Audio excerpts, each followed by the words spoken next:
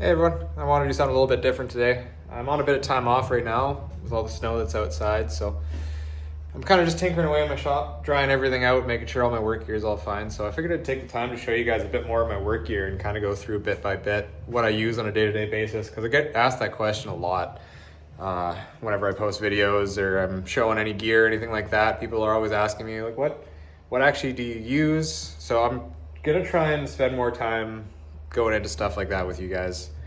I want to spend more time talking to the camera. I've been told by people that, Arbor Tech and other companies that put time and effort into me to be kind of a person online. They want me to start being more personable like this, which isn't really my forte at this point. I like being behind the camera. I'm definitely more of a guy that takes videos and enjoys putting them together. I'm not really a talk to the camera kind of guy, but with the way everything's going, I kind of think I have to get a little bit more used to that. So this is me starting to figure that out and figure this is a good way to start. So let's give you a little bit of a tour of my shop for now. I just bought this house a couple of years ago and I've been tinkering away on this space. It's pretty usable now. It's just a nice little garage space that I like to fill up. Over here we have my workbench, all my bars and chains. Well, most of them. I got this convenient little chain locker down there.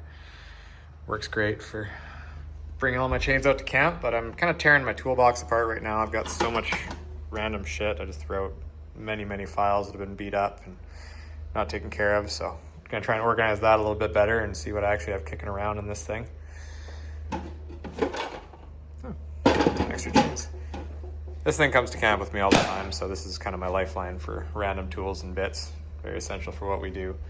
Everything's a bit of a mess right now. I've been running a few projects out of town, so everything's been building and getting pretty gross. So I'm trying to like piece it all back together and make this a usable space. But small axe collection.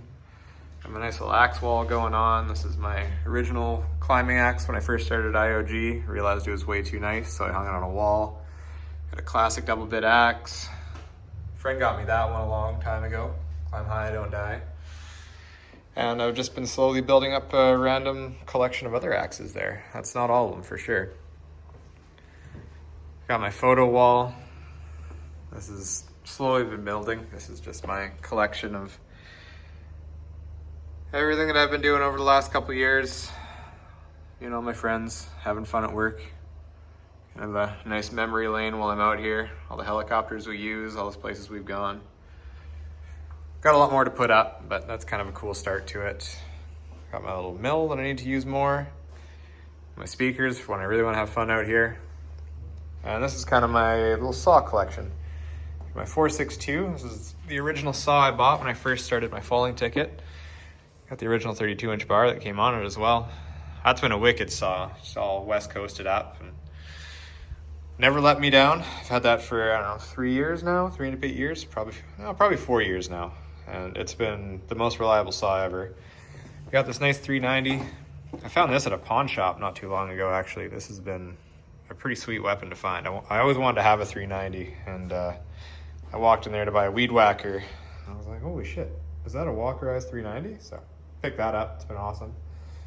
This guy here is my all-time favorite saw. The Walkerized 261.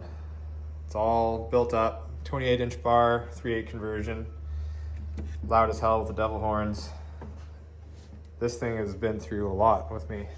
All these big power line programs and all these crazy spots we go. I've spent more time with that saw in my hand than probably any other. That's I highly recommend it. It's just an all-around saw. Good for piecing trees down, weighs nothing, super reliable. I've sunk that thing in a waterfall, hydro-locked it, fired right up as soon as I cleared the water out. It's a crazy saw. Then my 500. I love this thing. It actually seized not too long ago. Just got some water in the cylinder. The spark box just sat out in the rain for a little bit and scooped some water in. Ended up having to rebuild the top end, but it's good now. Got my cheeky little Save Our Forest sticker. Love that one. My topping saws, my nice little case here. I highly recommend this. Every brand has this exact same case. It's kind of funny. This one's Irwin, but you can get DeWalt and all these other companies. They make the exact same thing. It's probably made in the same factory, just with different stickers on it. but it fits topping saws perfectly in there. You can fit two 201s with 16-inch bars back to back, seal it up, and it's good to go. Carry it around like a briefcase. In this case, I got my little Echo rip saw. Just clean this thing out. What a cool saw. I couldn't recommend this more. I've got my old 201. It's my original single stem saw. This has probably seen thousands of trees turned into poles. It's been nothing but reliable. I honestly just beat the piss out of it and wait for it to fail me, but it just never seems to. So I'm gonna keep running it.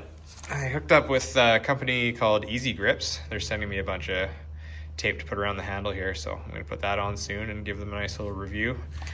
The hockey tape doesn't hold up very well because we hang this by our hooks on our harness there, so just beats it up.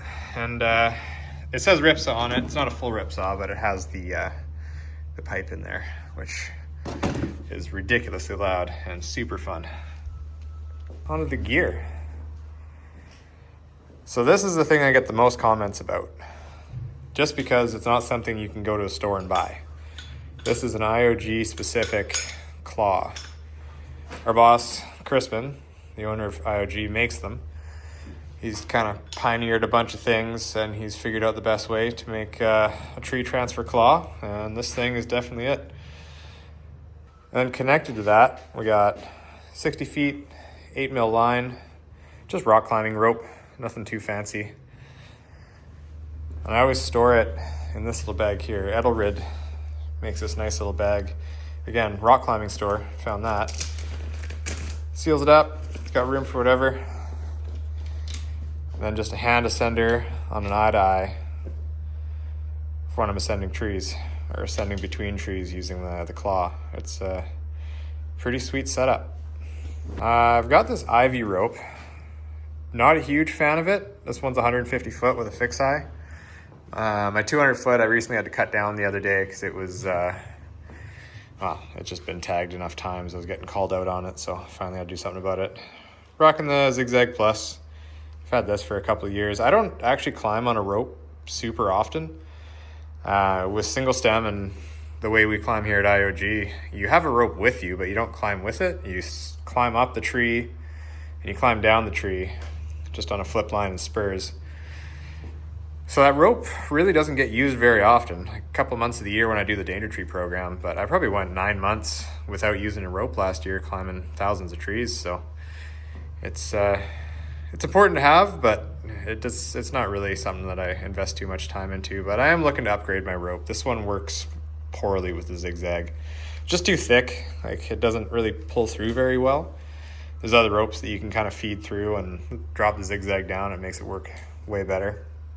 So I think I'm going to retire this rope as just a backup. There's nothing wrong with it. It's barely used, but it's just not what I like. So if anyone has any recommendations on a good rope for the zigzag, give me a shout. Yeah, a lot of you guys probably know a lot more than me about this kind of stuff. I'm not really much of a gear junkie. I just use what works and maintain it well enough, but I'm not the knot wizard or the rope wizard or anything like that. There's certain guys out there that I know can tell me a lot more about that kind of stuff. So I'm always open to advice. I'm in this position, but I am still relatively green in this industry. So I don't claim to know more than anybody else. I just am in a position to do this kind of stuff with you guys, and people seem to listen. So always feel to reach out if you have something that you say works for you. I'll take your word for it and look into it if it makes sense for what I need to do. For flip lines, we require steel core. We use these Yale. These ones are 3/4, but sometimes we use 5/8. I prefer 3/4 just because it is easier on the hands. We spend so much time flipping these lines up around the tree because we are spurring up and then spurring down as well. So I like something that you can grip onto a little bit better, and it rolls a little bit better too. Like when you're getting that flick around the tree, I find these lines flick way better than the 5/8. And that's super key because that's pretty much what we're doing all day, is just rolling these lines up and down. So this one's a 12 foot. I got this guy's an 18 foot. I think this one's rocking the Gibbs. Yeah, this is my original rope grab when I first started climbing. It's been nothing but reliable. Love it.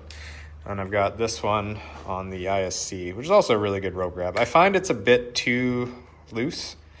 Like if I pull slack and I go to roll the line, it'll just fall through this thing and I just end up losing all that slack that I just pulled to roll the line.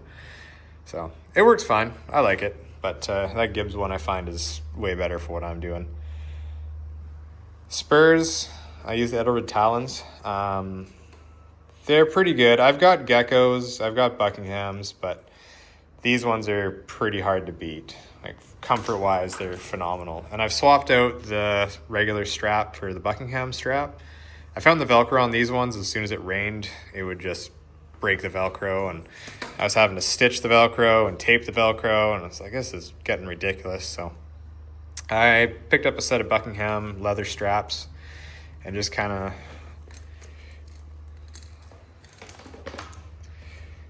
took the ring that was on there before and this little piece of fabric here and left it in. That's a stock piece right here. But this ring is aftermarket there. So I just broke the old ring that was in there with the Velcro and threaded this ring through. And it's perfect. I basically put it around, give it one wrap around here and then tie it on, and I've never had an issue with it.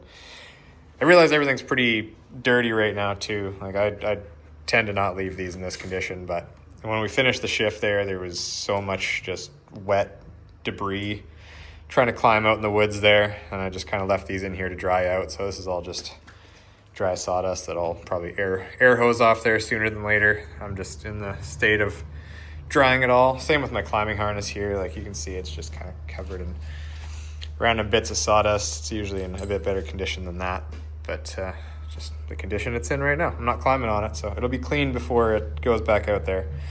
This is just to show you guys what I actually use as my setup. Onto my harness. Tree Motion Evo. I like it. I've had it for a couple years. I'm kind of in the market to buy something new. There's nothing really wrong with this one too much. My biggest gripe with these is these tiny D-rings. Right, like we rely so much on flip lines, the big Yale 3/4 ones. So when you get two flip lines put on one D-ring there's really no room. Like I honestly wish the lower D-ring was up on the upper D-ring. I'd find that way more efficient for what we do. I'm always struggling to reach across and snap the hook on this. If you got anything else in here, it's pretty much half full with one carabiner. So makes life pretty difficult sometimes when you're in a weird position and you're trying to throw your line around your tree and get that thing to snap in there, and you only have this little like inch of room to find on your hip. But other than that, it's been a super comfy harness. I've got these universal Petzl suspenders. They're nothing fancy, but the beefy material up here, plus all these little loops and hooks down here, they don't stretch and they don't get in the way. They've been awesome. We have so much weight on us all the time. I find you have to have suspenders when you're working in the woods. So we just hang everything off of us. This thing has nothing on it right now, just because it's drying out. Like I've kind of pieced my whole kit apart. But when we got everything on here, right? You got your saw, you got your axe and wedges, you'll have drop tape, you'll have everything else going on. All your ribbons, it adds up pretty quick. And plus your claw line and all that all hangs off your back as you're walking through the woods. So if you don't have the shoulder suspenders on, it ends up just digging into your hips really bad. But that is the one thing I'll say that I like about this harness more than anything else. The back pad is so big. It's good and it's also bad, because see how it just falls off like that? I've had to zip tie it onto the back pad there. You reach into the helicopter and grab your harness sometimes, it'll pull the whole pad right out. It's always super frustrating. I know how to grab this harness, but it seems like anytime anyone else grabs this harness to move it around, they'll just rip a pad off it or something like that. And same with these ones down here, right? I've had to zip tie those on, but the Velcro just kind of gives out. So all in all, it's a good harness. It's served me well for the last couple of years, but I'm for sure in the market for a new one soon. I've been kind of thinking about the Monkey Beaver, go all in on that one. So if you guys have any experience with that, feel free to reach out.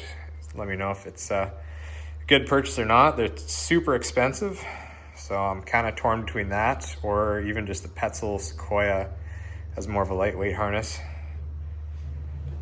I'm easy either way, so let me know.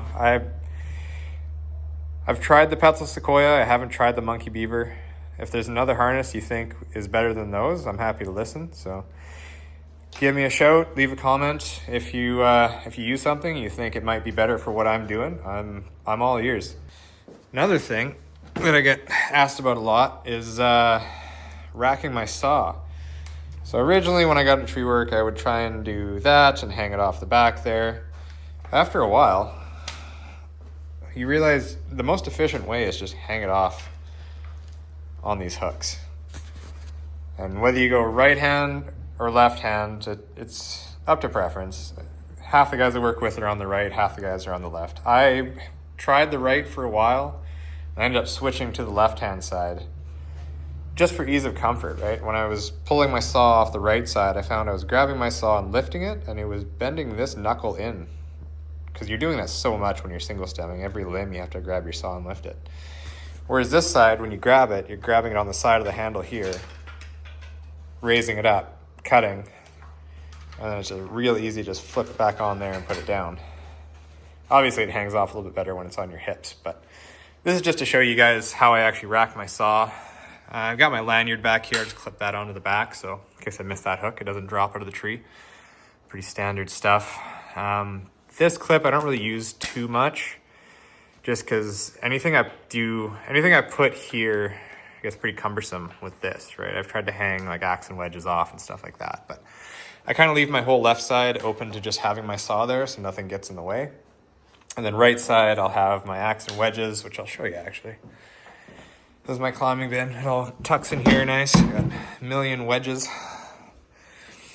So this is what I use to pound wedges for tops. It's just a basic hatchet. I think I got it from Canadian Tire, threw some tape on it.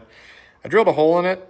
I didn't really like it as much, so I ended up just threading this this eye bolt into the wood on the top there, and it's been great. Yeah, so this guy here, no resistance, come on. Snaps in, and the beauty of the eye hook is, let's see if I can. If you don't like how the axe is sitting and say it's sticking out backwards, you can just turn it this way. Get it sit different direction. Another pretty famous piece here is this MSR fuel jet. So this bottle is exactly, well, it's a little bit more than one tank in a 201. And if you set your 201 up properly, you can get 2 tanks of fuel per 1 tank of oil. And one of the biggest things what we need to look at in the forest there is fuel efficiency, and efficiency not having to go back to your bag. So say you could do 2 trees per 1 tank of fuel, you can get 4 trees per climb without having to go back to your bag if you have one of these, because you need to go back and top up your oil as well. And you don't want to carry all your fuel with you, right? Just having a little one. Running at 4 trees, you're almost halfway to your production for the day just on what's on your belt right here if you start with a full tank. So it's a pretty good setup. We've dialed it in over the last little while, and I find that works best for me. Some guys do it differently, as always. And this last hook, if I'm climbing with my rope, I'll hook my rope on there. And depending how much wedging I'm going to be doing, I might just pop a wedge on there so I can just snap it out, put it in the tree, and then I'll reach back and grab my axe. So. And that's it, really. I got this little pouch right here that I just use for spare bits of ribbon and random stuff that I find in the trees. Got my first aid kit with my pressure bandage, extra carabiner. And last but not least, we have the aerial rescue device. We don't carry this on us all the time, but it's with us in our rope bag in the woods. It's just a Petzl ID with 2 carabiners coming down. If somebody gets stuck in the tree and you need to rescue them, you just go up, set a high line, running bowl, and anchor it. Just a single line to come down on. Anchor both the people to these, and you can run a single line on this and it'll support both your weight and you can rappel them out of the tree. We practice that pretty often just to make sure guys in the woods aren't getting stranded in trees. It doesn't happen often, but it's just part of what we have to do at IOG to make sure everyone's safe. This is my shop. This is my gear. This is me. Hope you enjoyed this. I'm gonna try and do more of it in the future. Just try and go over more what I have to work on and what I have to do. If I'm tearing a saw apart or doing something, I actually just fix the pull start in my other 201 here. This guy's, I I had House Sound Equipment in Squamish build this one up. I barely used it. It's a big bore kit, bit of a hot saw, but in my mind I was like, I'll save this nicer saw for doing bigger trees, but I ended up just using that other saw with the ripsaw pipe just because it kind of owes me nothing. I've beat the hell out of it for the last couple of years, and I'm on a quest to see how far it'll go until it finally quits. So I'm just going to keep using that one. And Ripsaw is actually sending me some newer saws right now. I just picked up a 201, and I sent my 661 down as well to get fully done up by Ripsaw. So those should be coming back in the mail here soon. I can't wait to go out in the field and try those out. I've always wanted to try the Ripsaw 201.